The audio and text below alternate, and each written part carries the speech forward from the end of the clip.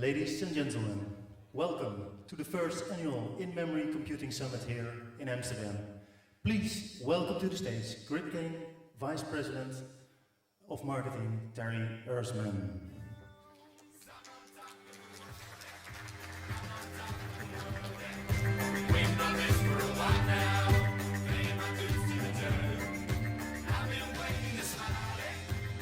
Good morning, everyone. Welcome to the first annual In-Memory Computing Summit here in Europe. My name is Terry Ersman. I'm the Vice President of Marketing for GridGain Systems. Just a little bit of housekeeping before we get started today. So the breaks will be in the exhibit area. So the first one is actually starting at 10:20, so after the keynotes. Lunch, which is co-sponsored by Scale-Out Software, is in the Zurich room, which is across through the exhibit area. That's the room in the back there. So we'll direct you back there for lunch. Remind you all, there's a passport program card, which you should have received when you registered. If you get that stamped by all the participating sponsors, then you'll be entered in a raffle, which we'll do at the end of the day tomorrow and give away some good prizes. Tonight, there's a reception following the breakout sessions. It starts at 5:40. It'll be in the exhibit area, so I hope everyone can join us for that. And finally, for those of you from North America or potentially interested in traveling North America, we have the In-Memory Computing Summit in Silicon Valley, which is October 24th and 25th. And for those of you interested in speaking, the call for papers for that is open now as well. So if you'd like to submit a talk for that, please do so. I'd like to say a thanks to our sponsors. So besides GridGain, obviously, we have Scale-Out Software, who is our gold sponsor. Thanks to our silver sponsors, Hazelcast, Fujitsu, Redis Labs, VoltDB, and StarCounter. And we have two foundation sponsors, SNIA and the Apache Software Foundation. So thank you for all of our sponsors. Please stop by and say hello out in the exhibit area. And also I'd like to say thanks to our conference committee. So they're the folks who went through all of the talks that were submitted, chose the agenda for us. I'll let you say thanks to them individually, but we've got the list here, and it's also on the conference website. One other housekeeping item as far as the talks. So the signage outside the breakout rooms is correct, and it's also correct on the conference website. So if you have any questions, those are the two places that are correct. There's, I think, a couple talks on the main board out front that are a little bit out of date now, so just check the signs outside these breakout session rooms. The breakout sessions will be right here. When we take our first break, we'll pull the walls here, so there'll be 3 rooms. So this will be where you come back for the breakout sessions as well. Okay, so I would like to introduce our first speaker. That's Abe Kleinfeld. Abe joined GridGain as President and CEO of 2013 and has transformed the company into the leading open source in-memory computing platform provider. Since joining GridGain, the company has averaged triple-digit annual sales growth and raised $16 million in Series B venture financing.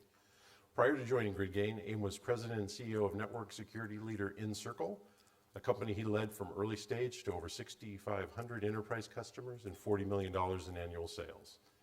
In April 2013, Encircle was acquired by Tripwire. Before Encircle, Abe was president and CEO of Eloquent, a leading provider of rich media communication solutions. Prior to Eloquent, Abe co-founded document management leader Odesta Systems Corporation, where he played a key role in building the company from startup in 1991 through its merger with Fintechs Corporation in 1995 and subsequent IPO in 1996. Abe holds a bachelor's degree in computer science from the State University of New York at Oswego and is an avid photographer and science fiction fan. Please join me in welcoming Abe.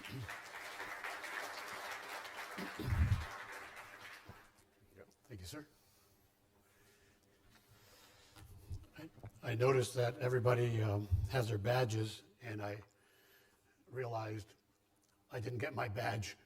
So I'm not really legally here, apparently. Thank you very much for attending today. This is our first in-memory computing conference here in Europe, and we've had two of them, I guess, already in the United States, each one successfully larger than the previous, and we're going to have our third one coming up, as Terry mentioned, in October.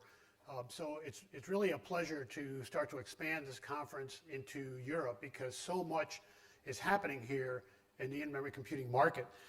Now, in the next couple of days, I think we're all going to have, lots of information being shared.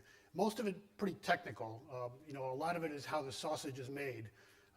Information about architectures, information, coding examples, kind of deep technical explanations. And I thought that it would be a useful exercise to kind of back up and talk a little bit more about kind of what's driving the demand. What is it that actually brought us here? Why are we all actually getting together? What is it that actually is creating this insatiable demand for performance and speed and scale, which is really what in-memory computing is about. So we'll kind of walk through that a little bit. To put it simply, it's basically what's driving the demand is data, lots and lots of data. We like to talk about data now increasingly as big data, but this is really beyond big data. We're moving towards immense data. We're in a situation where we are producing so much data that just in the last 2 years alone, we produce more data than in the 5,000 years of humanity before it. And in the next 12 months, we're going to create even more data than during those 2 years. So we're producing lots of data. But it's more than that. We're also receiving information and data from lots of different sources. So we're creating an environment where we're connecting everything and pulling data from it. And we're creating more and more devices that generate and consume data. So that's what's driving this kind of growth in data. And it's all happening at internet scale. The internet itself is growing. It's growing not only geographically, but also in a number of things that connect to it. So what is the purpose of all this data? We have tons and tons of data coming in. We're creating all the mechanisms to collect the data. But the obvious goal is to be able to do something with it, not to put it into a data lake or a data ocean or into some place where maybe one day we'll use it. The real goal is to be able to process that data and to actually kind of get curated knowledge or wisdom from it, and to be able to process it in real time in a way that gives us situational awareness that we would never have in the traditional sense, and in the way we typically run our businesses. So this is really what's driving the demand, is this need for real-time situational awareness that allows us to operate our businesses with more precision and much more quickly and more agility. It turns out that we're doing very little of that right now. We're collecting the data. We've got all the devices and all the sensors and all the, we're doing a great job of creating mechanisms to collect data, but we're using less than 0.5% of that data for any kind of operational decision making. And that's really why we're here, because that's what people want to do. The goal is not to collect data. The goal is actually to do something with it that actually gives us competitive advantage. And that's what's driving the in-memory computing market. So we've done a great job of collecting this data. We're instrumenting virtually everything. We're instrumenting ourselves with our phones. We're instrumenting our employees. We're instrumenting our customers. We're instrumenting our supply chains, our products, our airplanes, our trains. We are instrumenting virtually everything, everywhere, and collecting massive amounts of data. And so that's all wonderful, but again, we need to do something with it. And a lot of people think that we're in what many people say is the third digital wave. The first one being the internet, where we essentially gained connectivity and we were able to start putting online businesses to work. The second one was really about the mobile computing revolution, where we were able to take the internet with us rather than just sit in front of a computer to access it. And then the third one is really about sensorizing everything around us, is the Internet of Things. This is really where we are today. We are starting to produce devices and capabilities to collect data from everywhere and sensorize everything. The goal is really to be able to start merging the physical and the digital worlds, to converge those two such that we can have a digital twin. So as a business, you want to be able to have your physical environment that your physical business that you operate in, and then you want to have a digital equivalent of it that's operating in real time, that has all the information about your business in real time, so that you have complete awareness of everything that's going on around you. And then, of course, the next wave will be about AI and robotics and things like that, which we're still actually quite a ways away from. We're doing a lot with machine learning and a lot with AI. You read a lot about it. But we're actually a ways from actually being able to put that to use in any meaningful way from a business standpoint. But this age of the Internet of Things is actually upon us now. We are absolutely in it. And we talk about the Internet of Things just like we talk about in-memory computing, but it's just computing. It's no longer in-memory computing. Everything is going to be done in memory before very long. And the Internet of Things is just already upon us. It's just the Internet. So we do talk about it as IoT, but the reality is we are already very much in that world where the physical and the digital worlds are converging.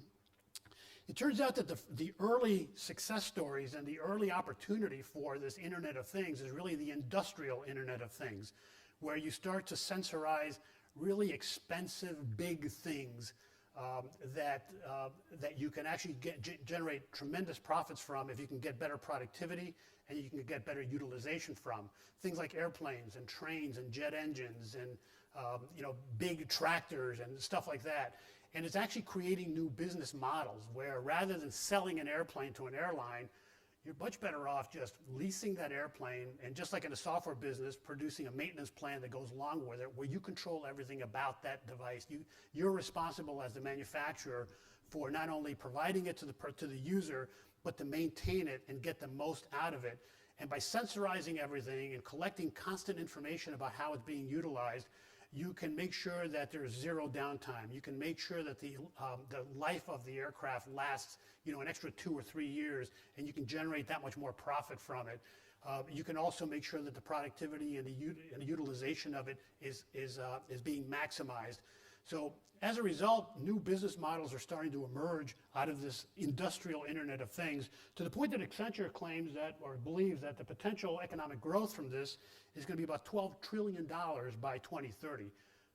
So this is where it's starting, but it's going to go all the way down to literally sensorizing the clothing you wear. You can have embedded stuff in your body. Everything's going to be connected. And this is how we're going to improve not only our businesses, but our lives. This is the future, but of course, collecting the data is not very useful. We need to do something with it, and that's where all of us come in. So the future of business is really agility. That's essentially what we're trying to do. We're trying to become more agile. So let me digress for a moment. My wife has this very cool car that can park itself. It's amazing. You drive it down the street. You push a button, and as long as you're driving less than 20 miles an hour, it'll find a parking space before she even sees it. So a little beep goes off saying a parking space is coming up, tells you where to stop. Then you take your hands off the wheel, and the car will parallel park itself automatically. And it'll do it in a space that's only 1.2 times the size of the car. You should try that someday. It'll take you about 15 minutes to do it. You'd probably hit the car in front of you and a car behind you, and you'd probably park on a curb and your tail would be sticking out. All kinds of bad things would happen when you try to park a car in that space. But the relevance of this is that as a human being, we have very narrow perception of the things around us. We have our eyes and we have our 6 senses. We're sitting in that car and we have the 2 eyes. We have a couple mirrors. We don't have a complete perception of the size of the car or the size of the space that we're trying to put it in or exactly where that curb is because we are sitting in a very narrow place and we have very limited perception of that world around us. The car, on the other hand, has somewhere between 12 and 20 sensors and cameras all around the car, has complete visibility into everything around it. It knows its size, it knows how much space it's got, it knows how far everything is around it, and it can park itself in 3 easy steps with no help from a human being in ways that there's no way that a human being could do this. And this is exactly what we're trying to do with our businesses. This is exactly what we're trying to do with all these sensors and all these devices, is we're trying to get a 360-degree perspective of everything that's going on around our business so that we can react, so we can be agile, so that we can operate and execute with extraordinary precision in ways that humans could never do, and also in real time. There's no sense, having a car park itself next week or the week after. You're trying to park right now. It's great that I found the space, but you want to park right now before somebody else pulls in. And yet that's how we run our businesses, right? We are instrumenting it all, but we are utilizing the information next week or next month. And that's not exactly what we're trying to do. We're trying to have visibility into what our competitors are doing so we can take action right now.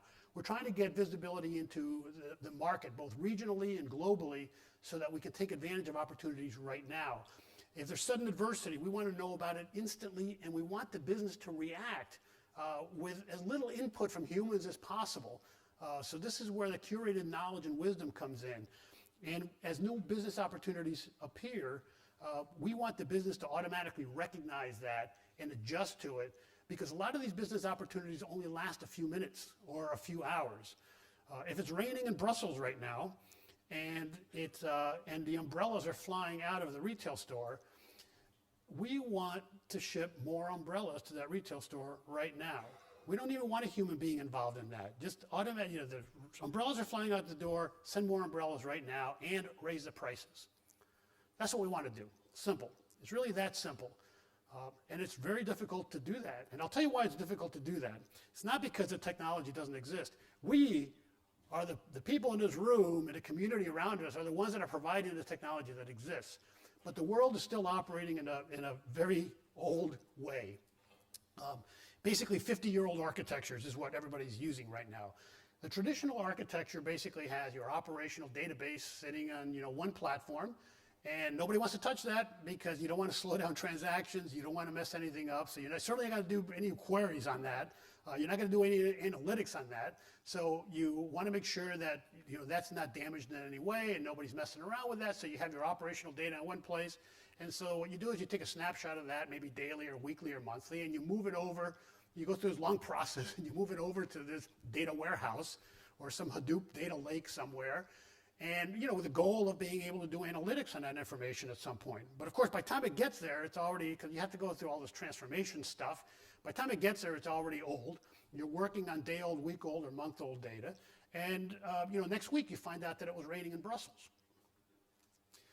And that's today's world. This is what we are. This is the world that we operate in today. And this is not what we're sensorizing ourselves for. This is not what we're investing in. We're investing in all this data collection so that we can do something with that data right now.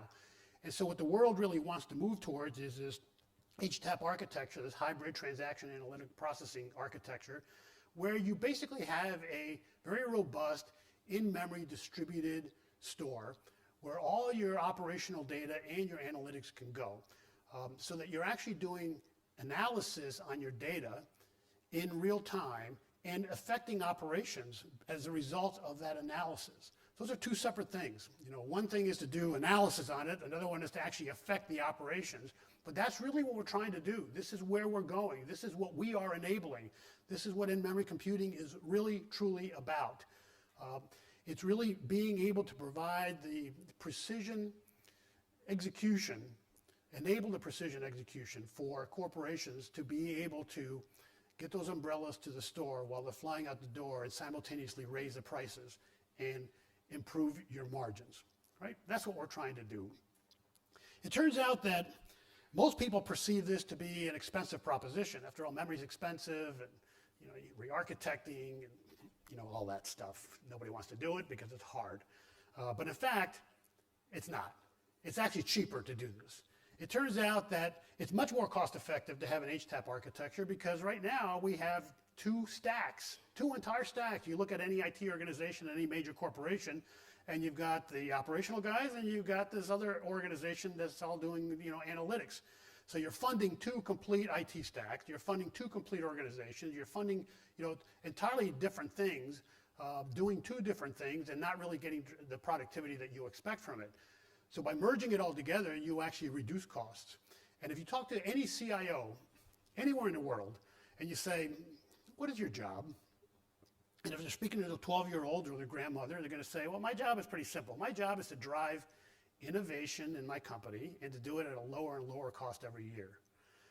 And we happen to be the enabler of that innovation and that lower cost.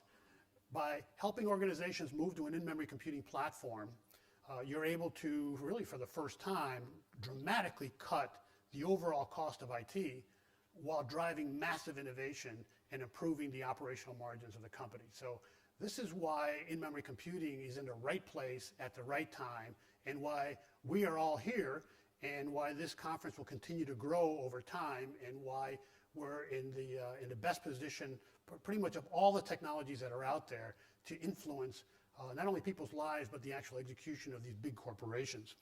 It's a great place to be. But we're not done. I think we've done a pretty good job on the software side.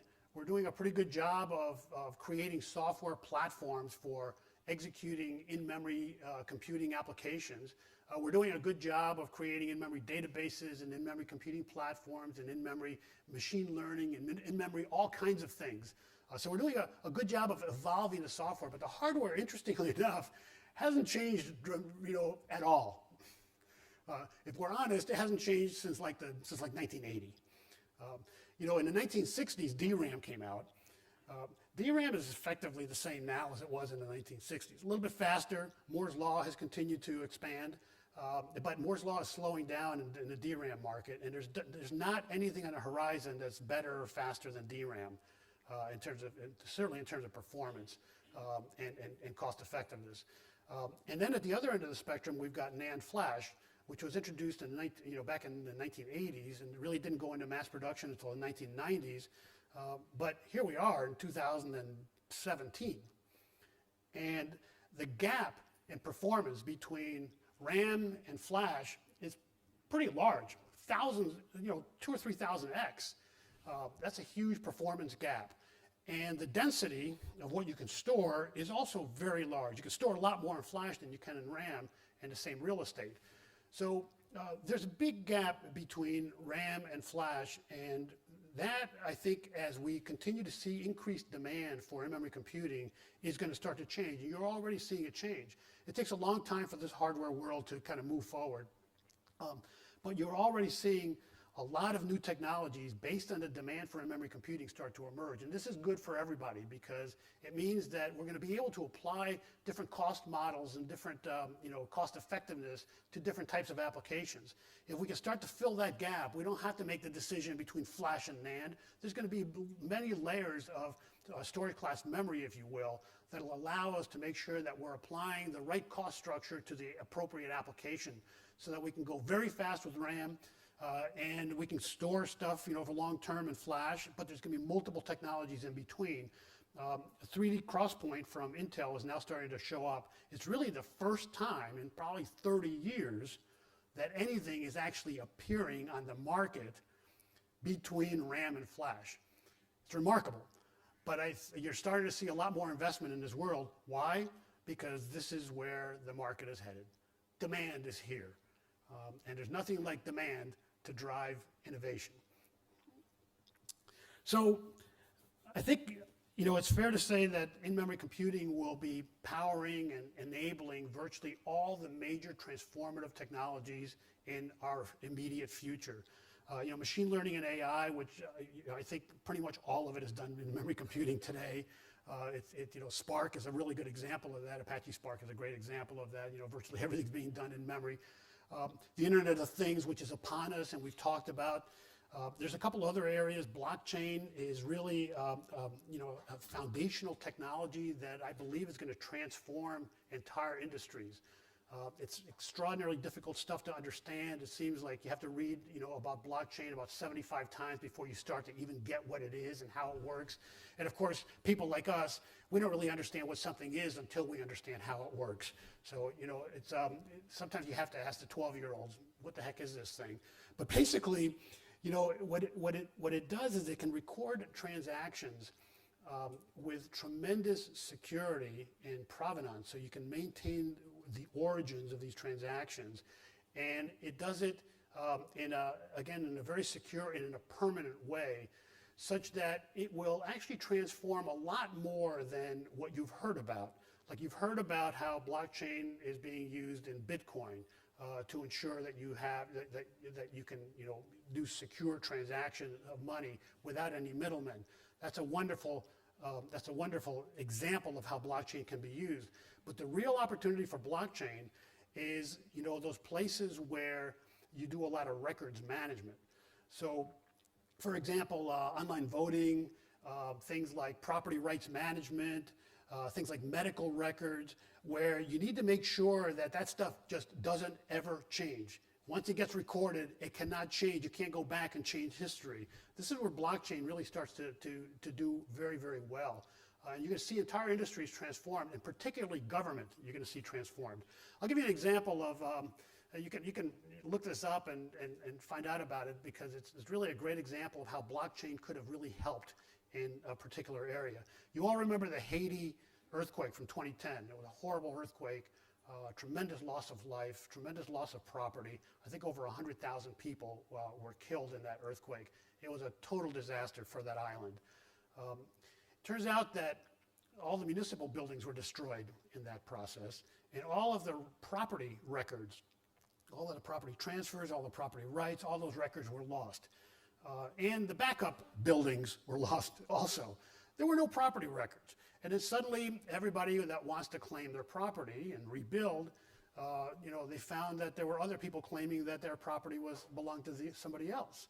And there was no way to prove that.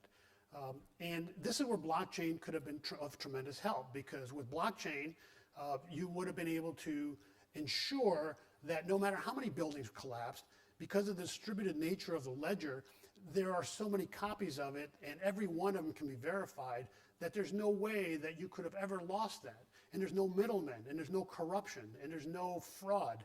All of that can be eliminated with blockchain technology. So this is why smart contracts will become very important, and why you can be able to do real-time money transfers without the middlemen that take up a percentage of the cost, and also get involved in delaying these transfers. So blockchain is a big, big deal, and is going to transform entire industries. Another great example also in Haiti was that there was a lot of money that went into charity. Something like $500 million got donated to the Red Cross. You know how it is. Something horrible happens, you see it on Facebook, you push a button, you donate $1. So $500 million goes to the Red Cross. And a few months later, people wanted to know what happened to that money. It was supposed to help Haiti. The Red Cross had no idea. All the money, $500 million, was lost. It was totally lost. Why? Because the Red Cross was kind of dishing it out to third parties to help, and the third parties all stole the money, and it just disappeared $1 at a time. And this, again, is where blockchain could have made a big difference, because you have complete provenance, you have complete transparency into the transactions, you can eliminate fraud, you can eliminate all these middlemen, and you can get the money to the right places. So Haiti is a classic example of how, if we employ things like blockchain, things are going to actually transform in a big, big way, even in times of disaster. So blockchain will be a big deal. Virtual and augmented reality. I think augmented reality in particular is going to be big. You're going to walk into a shopping mall and it'll transform itself, at least to your eyes, based on your preferences. I think that's going to be a big, big deal. Again, all of these things, when done at scale, whether it's machine learning or Internet of Things or blockchain or virtual reality, all these transformative technological ideas that are coming out, when done at scale, and everything is done at scale now because of the Internet, requires in-memory computing. We are the future. We are the enabler of what's going to happen out there. So, as we continue to create these transformative technologies, and they start to converge, and they start to come together in interesting ways, new industries and new businesses will continue to emerge. I mean, if you think of something as simple as Shazam. Anybody use Shazam? Or SoundHound? It's an app on your phone. Basically, you're standing in an elevator and you hear a song you like, and you hold your phone up and it tells you what the song is. It listens and it tells you what the song is right there on the spot. And then and after identifying the song, you can actually download it and start, and now you own it. Think about all the things that have to come together to make that happen, right? There's a lot of technologies that you have to have the internet, you have to have smartphones, you have to have an app store, you have to have, a database of all the songs in the world. You have to have, in-memory computing to be able to deliver the results quick enough that you can actually do something with it. You have to have an app store or a music store to download the song.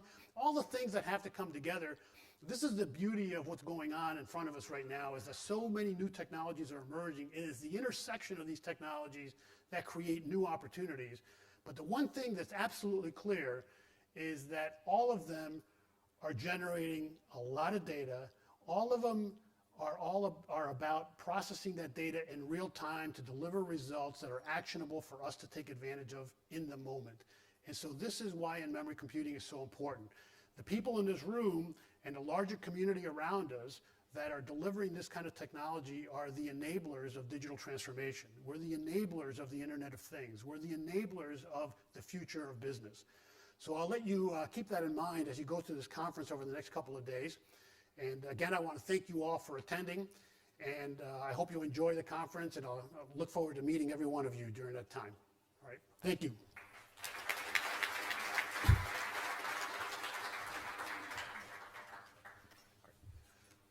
All right, thank you, Abe. So next we have Felix Gravy, who's the Director of Product Management at Misys, where he has been working in the finance industry for 19 years now.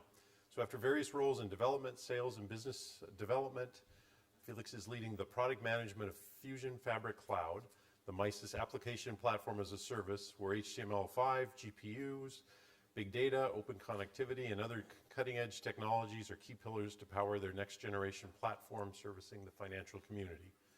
Married and the father of 2 children, Felix holds an engineering degree in telecommunications from Sup Galilee School in Paris. Please join me in welcoming Felix.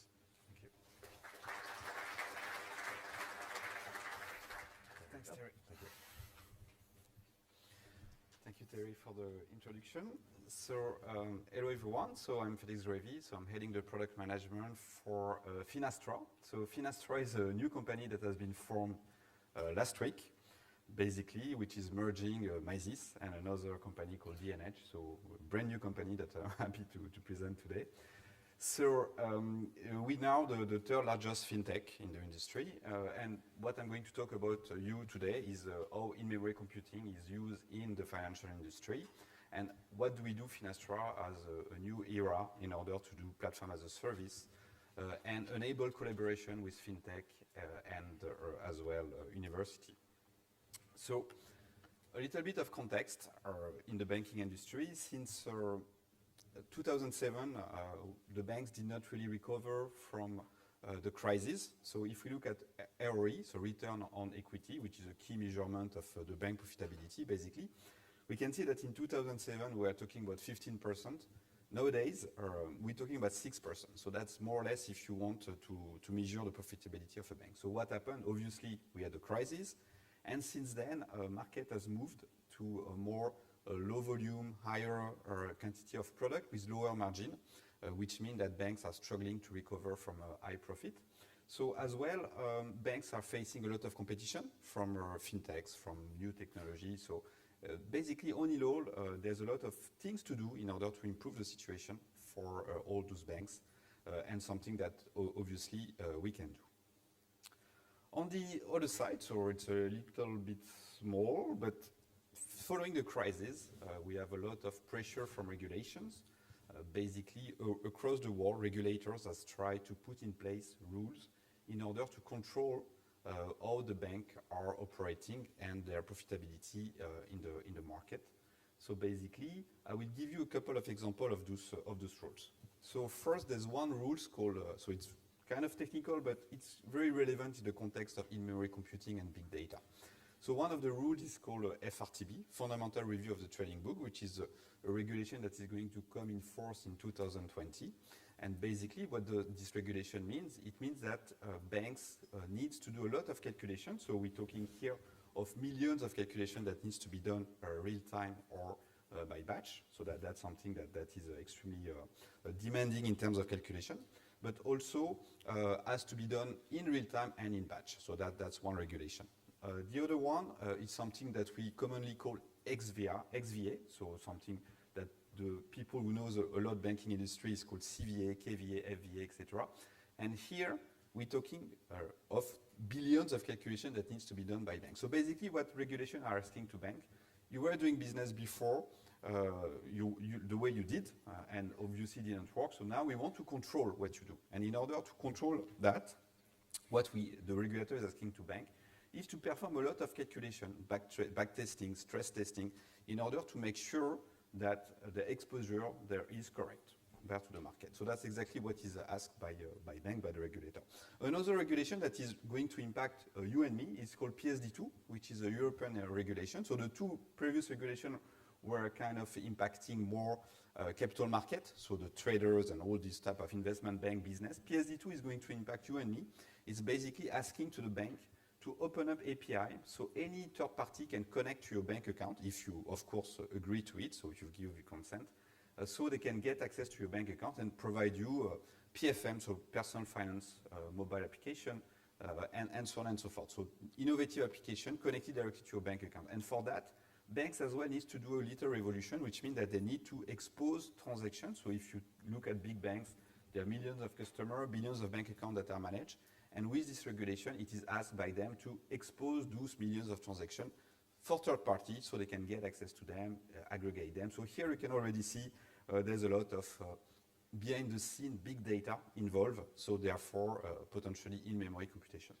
So if you look at all those different areas, it's clear that we need to do things differently. So the software that were designed 30 years ago, 40 years ago, in order to achieve that, is definitely not suited to do real-time calculation and manage that millions or billions of data.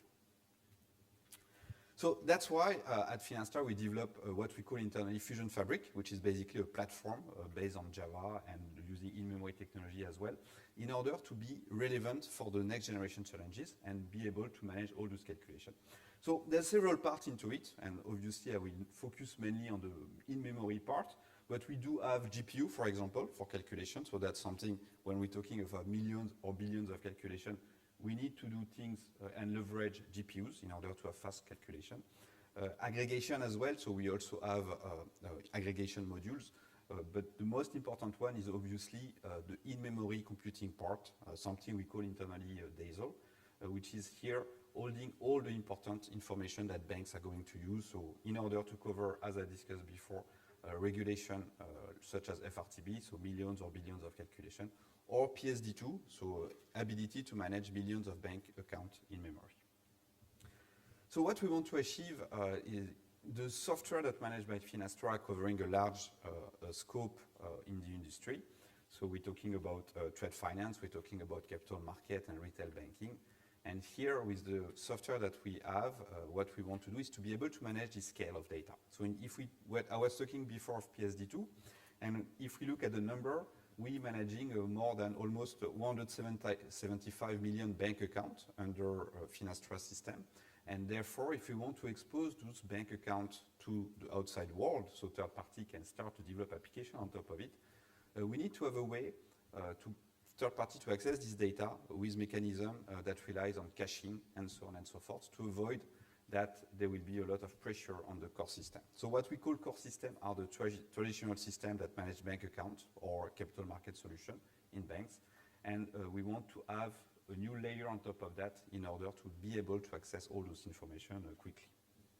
So now, going to focus a little bit on the in-memory aspect of what we do.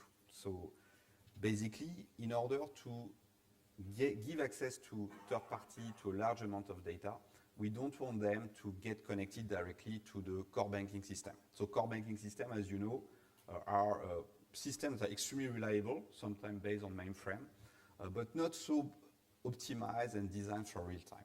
So if people, based on the PSD2 regulation, wants to start to build PFM solution to get access to bank account, they cannot connect directly to the mainframe, but therefore that's why we have built this layer, in-memory layer, where we can get access to the bank account information without impacting the core system. So in order to do that, we are loading all the trades in memory in the various nodes, so machine and virtual machines, that are hosting all the data in RAM in order to be able to do fast processing and give access to those transactions to third party. So we are organizing the data based on the affinity, so regrouping data that can be regrouped together based on the frequency of the data, the maturity of some information, etc. So that's the way we regroup them. And manage caching strategy based on the nature of data. So here we're talking of three different caching technology. So one that is related to data that are not moving often. So for example, bank account is not something that is not moving often, so we can put that in a more static cache. We can put then transactions that are moving a lot, such as bank transactions. So basically, whenever you do spending, there's a lot of information, new information that is updated. So that's something that we're going to use. And another category data, finally, which is what we call market data, which is basically information related to FX, currency changes, and so on, that change a couple of times per day, but is impacted all the transactions. So based on this strategy, we organize our data and be able to store them accordingly. Then one of the key criteria of in-memory computing applied to the banking industry is all about performance. So in order to be performant, we want to collocate execution and data. So why is that important? It's because in our way to re-architecture and reorganize the software, as I said before, we want to do things differently, not the way they were done 30 years ago. The bottleneck that we have identified so far is highly related to the database. So data is retrieved from the database, processed, and then displayed. So what we want to do with the new architecture and leveraging in-memory computing is to make sure that all data reside in memory, so they're available without having any bottleneck and latency issue. And to remove any extra latency, we make sure that the execution is co-located with the data. So in order to reduce the path of execution and make sure that we are able to benefit from an extremely fast calculation. So remember, all is driven by regulation. Millions, billions of calculation needs to be done. So we cannot spend time in delays, in extra processing that is routed to network and so on. So extremely co-location of data to minimize the time we spend to execute data and maximize the efficiency.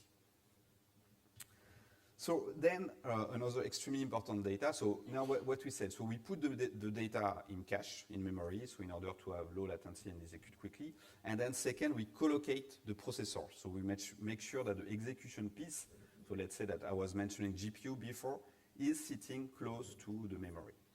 Now the other aspect is as well make sure that data is processed fast enough in a reactive way in order to maximize efficiency of the CPU. So it's all about efficiency. If we want to be able to achieve millions to billions of calculation in a short time frame, we have to make sure that we are able to define what we call topology of data.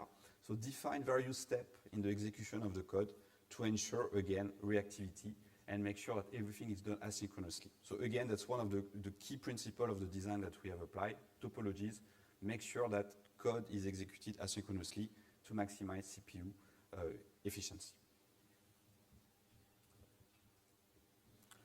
Then I was mentioning that the platform that we are building is also related to manage banks transaction, but also capital market data coming from various systems. So it's very important that we are able to put those data in a form of document in memory, so that's what we do. But also it's very important that we're able to query them in a very fast and efficient way. So that's why, even though we push data in what we call native format, which means that when we connect 2, 3, 10 systems together, every system has its own data representation, and we don't want to force a common representation to be very efficient and avoid bottlenecks. But that being said, it's still important to be able to query data in order to show consistent information for the consumer. So when we're talking about transaction, bank account, again, transaction, that's a very common example.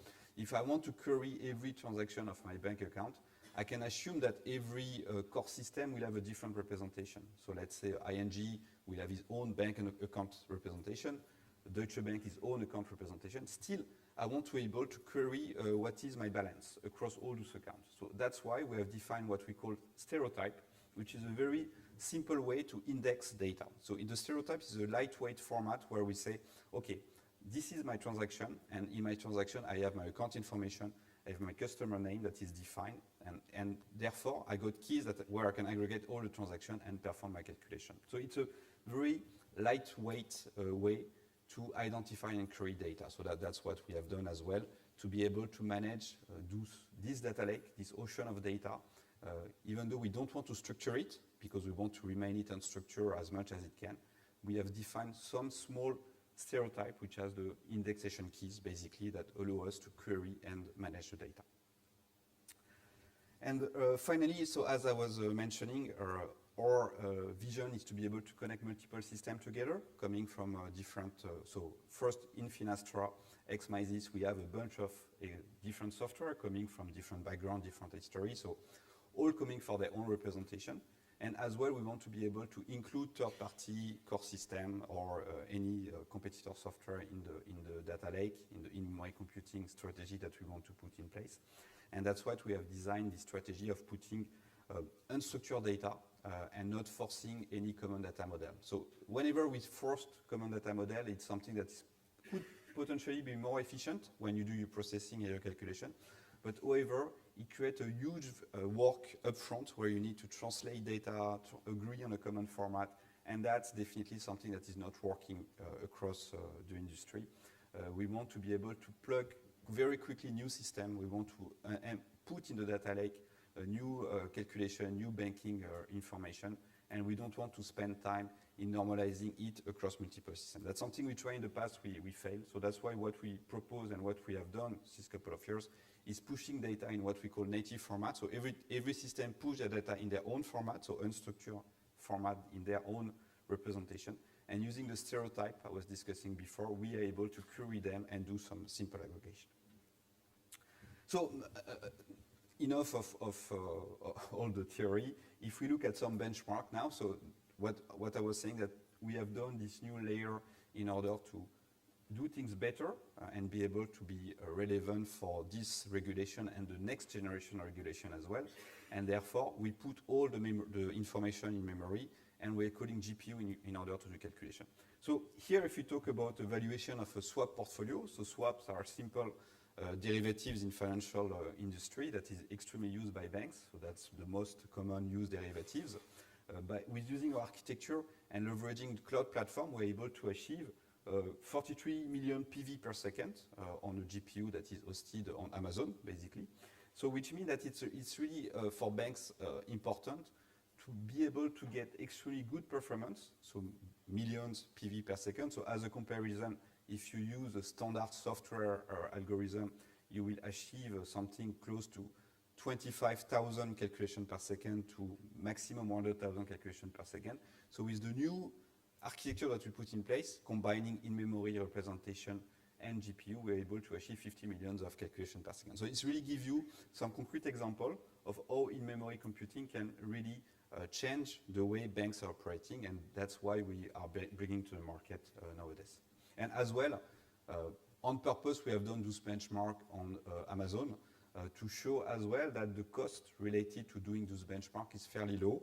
So the rental cost of such machine, so it's something like $10 per hour. So if you compare to what it used to be needed in order to do calculation to what we have today, it's extremely interesting to see the performance that we get today. So that's the framework that we have put in place since a couple of years now. And obviously, it's very performance, very good. But that being said, as I was saying, regulation is constantly evolving, and we have a lot of local regulation as well. You know, we have a lot of jurisdiction. We have Europe, US, Asia. Within Asia, we have the jurisdiction for Australia, for Singapore, etc., etc. So how do we cope with all those changes? And that's why what we have unleashed is a way for people to collaborate. So the purpose of this discussion is to say the collaboration. So that's what we want to unleash. We develop a platform, and we want to make sure that fintech and academics basically can use the platform to develop new features and collaborate on top of the platform that we have developed using in-memory computing. So the idea is to enable what we call app economy for the banking industry, leveraging the platform that we have defined since a couple of years, the in-memory based computing, in order to bring speed and innovation, and open innovation to everyone. So instead of waiting for Finastra to develop software and deliver them to the market, our strategy is to say that now we give platform to third party so they can themselves develop new application, they can be proposed to banks. So it's a way to have more speed and innovation. So we leverage the Fusion Fabric platform, so basically in-memory computing that is residing behind the scene. So people, third-party developer, fintech, etc., can use what we call the Fusion Curator in order to be able to develop new applications that will be available and given to the banks. So in a nutshell, something we can discuss in much more details during different breaks. So we have used some various open source software to be cloud native, such as Cloud Foundry, for example, or the Netflix open source stack, in order to make sure we can manage the cloud features, the scalability, elasticity that we need, in order to bring this capacity on the cloud. So if we look at this diagram, so to explain what we are giving to people, is the ability to get access to the in-memory power. So that's what you can see, data lake as a service. So we are pushing all the transaction, all the data that you need in the data lake. So we have banking applications that are sitting in banks. They are pushed in the cloud, put in the in-memory framework that is residing on the cloud and using in-memory computing. And we give access to third-party high-level API so they can develop new application and push that into our store.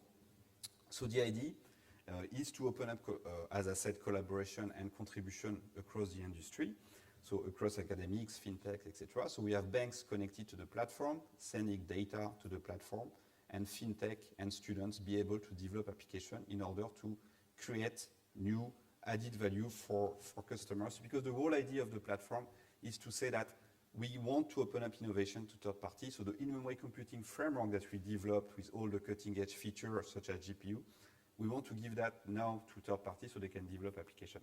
And the result is the following. So the ability to create application across different branch of the financial industry.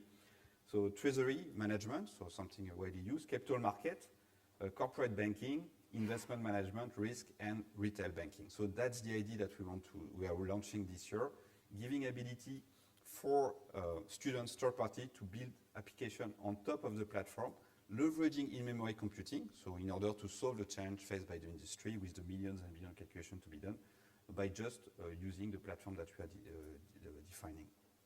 So if you want to know more, we will be here for a couple of days. So I'm here with my colleague Romain.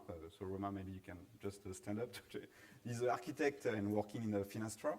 So we will be able to answer many more technical questions related to this exciting topic of in-memory computing.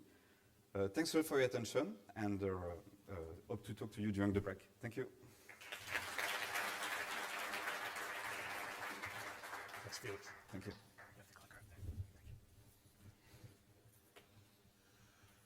All right, thank you, Felix. Finally, we have Chris Goodall, who will speak to us today. He is the director of CG Consultancy. Chris formerly held senior technology positions for companies such as IBM, UBS Investment Bank, and Citigroup, and he has over 17 years technology experience from development through to management. CG Consultancy specializes in tech turnaround for fast growth businesses, due diligence review for investors, as well as providing and managing consultant teams for project implementation. Chris is also co-founder of software development firm 512.com. CG Consultancy has developed an industry-leading solution using in-memory technology for Jack Travel.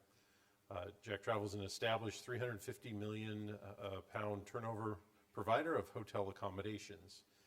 And CG Consultancy supplied a full agile development, software development team, and Chris was named interim CEO for the large-scale integration project Jack Travel undertook following a company acquisition in 2015. Please join me in welcoming Chris.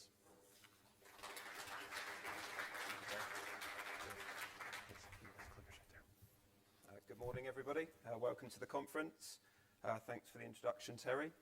I'm here this morning to give you, I guess, a consultant's view of trends and direction within the travel industry and observations that we've, I guess, made based on some of our recent consultancy engagements. It did sound like a big sales pitch for my company at the beginning, so I'll try and skip through as much of that as quickly as possible. So just in terms of an agenda, I've got a lot less slides than the previous presenters, so I'm going to have to try and string this out a little bit. So an introduction, a bit about myself, my background, looking back at in-memory grid computing from sort of my experience, I guess, over the years, how that's changed, how that's evolved, and to the latest sort of technologies using Apache Ignite, Hazelcast, and other sort of vendors. Some use cases for the travel industry, There's going to be lots of those. We've just got a selection to sort of present today. And then hopefully the benefits and sort of the return on investment you can get from using these technologies within that industry. And I think it's also quite transferable. It's not just the travel industry. I think this applies to a number of different industry sectors. And some of my background in the banking industry, I think there's lots of correlation and carryover there. It's probably a bit small on there. So I'll go through this quickly. My background, I was a software developer. I have a computer science degree. I spent first sort of few years working for IBM Labs in Winchester.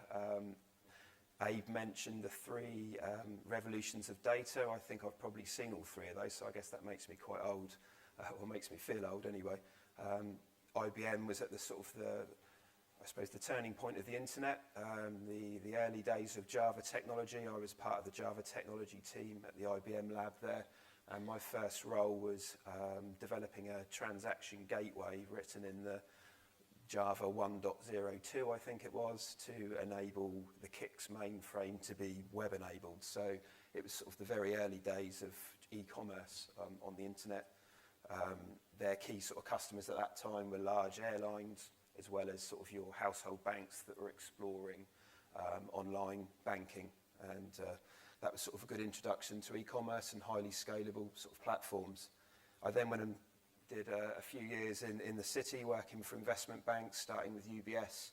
UBS was very sort of forward thinking in terms of its technology stack and the technologies that it was using.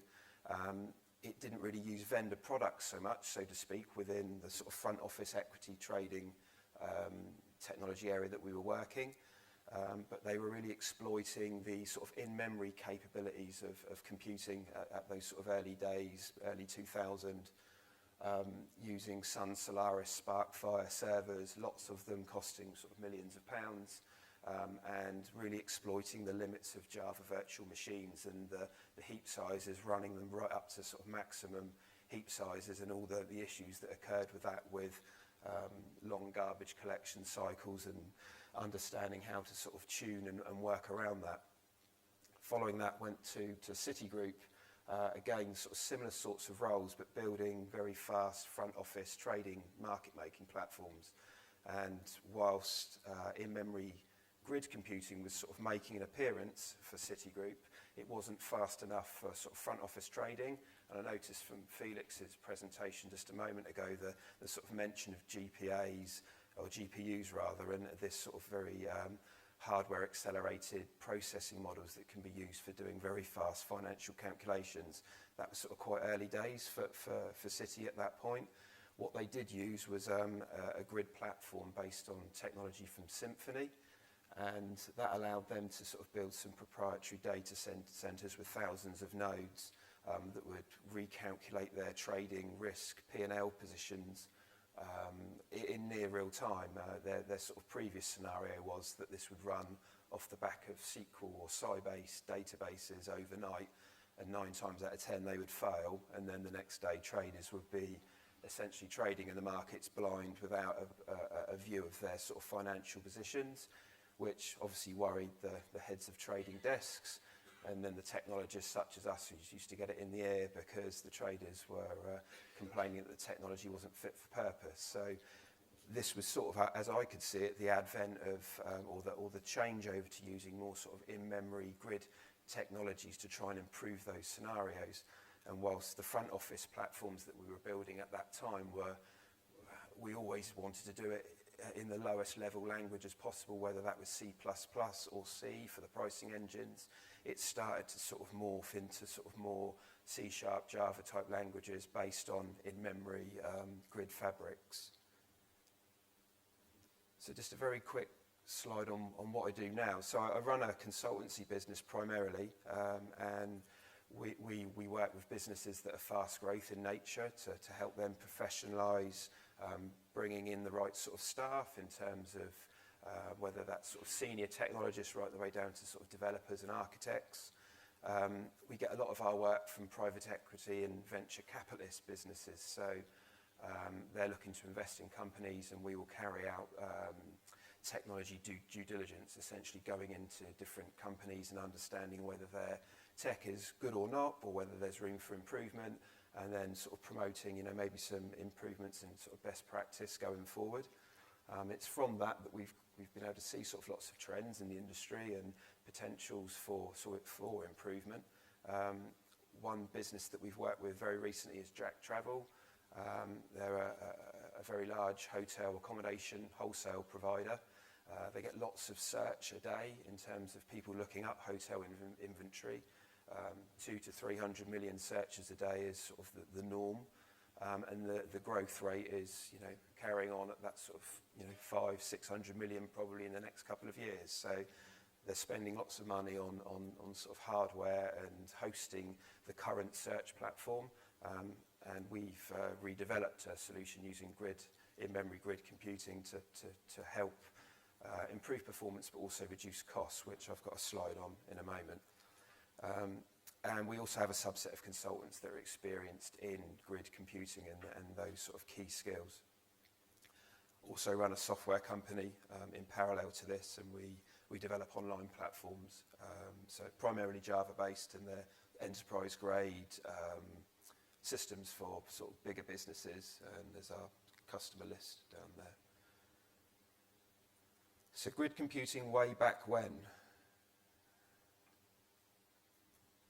And I think it's just really the time that I had when I was at Citigroup was sort of observing some of the trends, I guess, that was happening there, and Citigroup's approach to solving this big problem of having real-time profit and loss or trade position information that was fragile at best, to be honest. So the platform that was in production at the time before they rolled out the in-memory compute project was pretty flaky. It would run on databases overnight, and it would very rarely sort of complete on time. So as I said earlier, traders would be sort of blind in the markets the next day.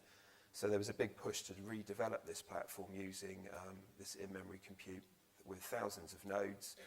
They had data centers based in sort of the key trading locations in Europe, in Asia, and the US. And it used an in-memory tech or fabric called Symphony at the time, which I believe was then sold to Hewlett-Packard and then on to IBM. It was fast enough for that sort of back office risk P&L, but not fast enough for the front office pricing, which needed sort of very complex financial calculations, which they call Monte Carlo simulations.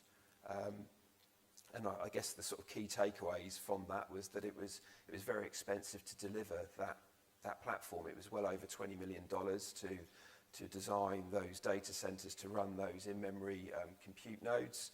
And it was relatively slow when looking at the sort of the numbers that you can achieve using technologies such as Apache Ignite and Hazelcast. So sort of moving on to the travel industry, so opportunities within that sector. And I know there's sort of a couple of other people here for these 2 days that are also giving detailed presentations within this sector. Bart Hansen, who's presenting on tour operators, who's over there, and Francesco, who's sat at the front here from Jack Travel, will be presenting in more detail what the work that's being done at Jack Travel. So just a couple of use cases really to sort of discuss and present. I think the key thing that we've observed when looking at the sort of platforms that the businesses are using in the travel sector is a lot of it is based on legacy tech, and that can really be sort of Visual Basic 6, sort of age of software, with lots of investment within sort of stored procedures that are very convoluted, very complex, difficult to unwind, difficult to maintain. The systems themselves are generally good at what they do, but very difficult to adapt or improve or change going forward. So sort of one of the sort of key observations, and I think parts of those systems need to be scalable, other parts don't. So there's a real mixture of sort of tech requirements or things that it needs to deal with. The hotel accommodation search problem itself is quite challenging in that it's very high volume. So Jack Travel, as an example, have over 250 million searches a day. They need to return responses in under a second. The current platform that's being used, which is being replaced at the moment, is typically under a second for some of the searches, but for any of the more complicated accommodation searches, it will be several seconds. So comparing that back to sort of the financial world, you can do exponentially more in a lot less time. So the requirements are, I suppose, not as severe for the travel industry. It's not as important to the speed isn't of sort of millisecond, microsecond nature that's needed for trading, but it's still needed to be sort of sub-second. So the in-memory tech, I think, lends itself well for achieving those requirements. There's lots of complex room type, accommodation type combinations that need to be, I guess, pre-calculated or calculated in a real-time nature depending on the search, with margins applied, other types of agent type calculations that need to be factored in. So there's various inputs that need to feed into a pricing model and to be able to return that result very quickly. Again, doing all that in memory lends itself very well. And then having a framework that sits around that in-memory fabric to receive intraday updates. So as people are making margin adjustments, or if accommodation is sold, anything that would result in the recalculation of a room price based on demand can be achieved using maybe messaging technology or some way of communicating that in real time. The other use case that we've observed, and that's through a recent piece of due diligence that we did for an airline schedule provider, and they're very well established globally. And looking at their technology stack, they'd achieved some in-memory computing using older IBM, JBoss application servers that are potentially 10, 15 years in age. It felt that that was sort of a ripe area for redeveloping that complex challenge of working out every possible flight combination based on a particular query. Again, I suppose it's similar in some respects to the hotel accommodation search problem, in that you need to have all of the data held in memory, all the reference data at least, as well as getting regular intraday updates to do with flight changes, whether that's from the airlines or the carriers or baggage handlers, all these other sorts of bits of data inputs that would cause flight connections or scheduling information to change. Again, it felt like another good example where in-memory compute fabric could benefit that area.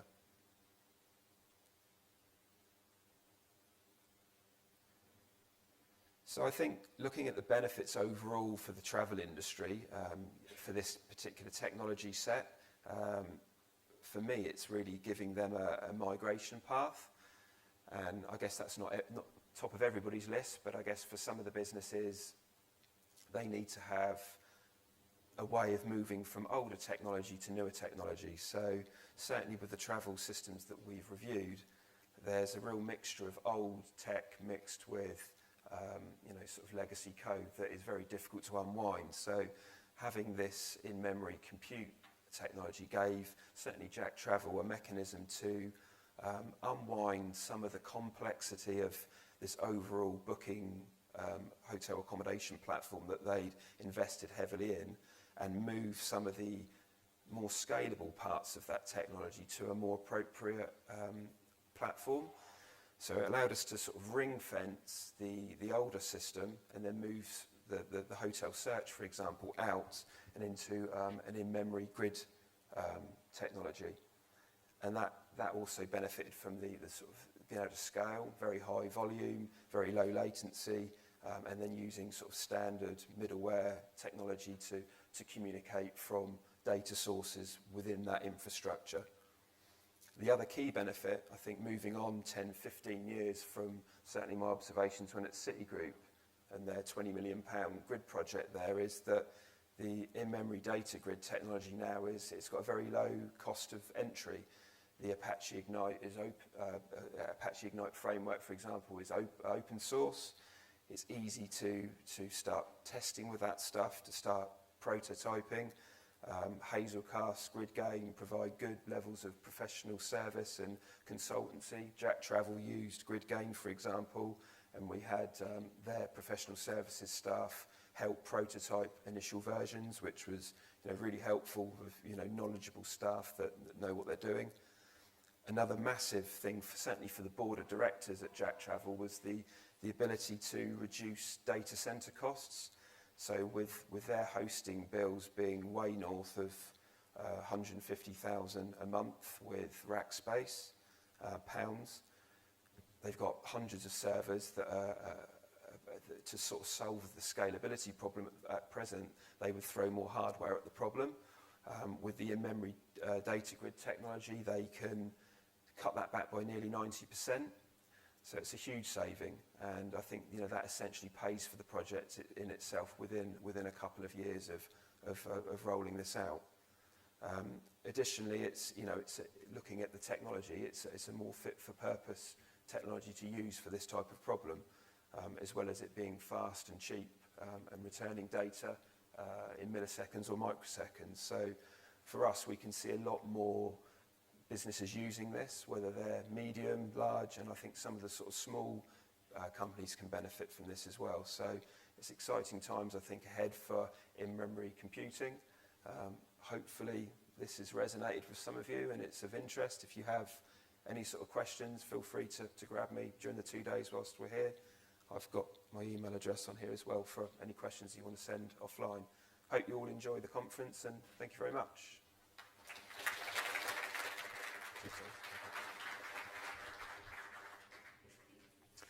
All right, thank you, Chris. So let's see. Before we start the break, so we'll have 3 breakout sessions going here in these 3 rooms once we split the rooms up. I think we've got a lot of great speakers. I'm sure you may run into some times when you would say, geez, I wish I was able to be in 2 places at once. The good news is we're recording all the sessions, so those will be up on the conference website the next week or 2. So if you miss a session that you really like to attend, you should be able to watch it online. The one other thing I'll mention is everyone in your badge packet has this little yellow bag that's got some little business cards in it, since it seems these days fewer and fewer people actually have their own business cards. If you'd like any of the exhibitors to contact you after the conference, please give them one of your cards from your little packet if you don't have your own business cards. With that, we will take a break from the keynotes and have a break in the exhibit area. Thanks, everyone, and have a good day today. It was just like a movie. It was just like a song.